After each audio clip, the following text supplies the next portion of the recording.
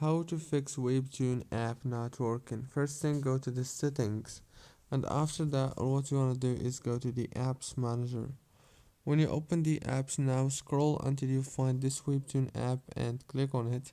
Click on force stop and then click on the permissions.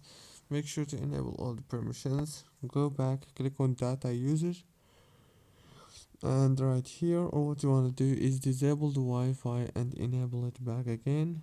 Go back, click on the storage right here, click on clear cache, go back, and now all what you want to do next is go back into the settings, go to the wireless and networks, enable the airplane mode for 15 seconds, and after that disable it.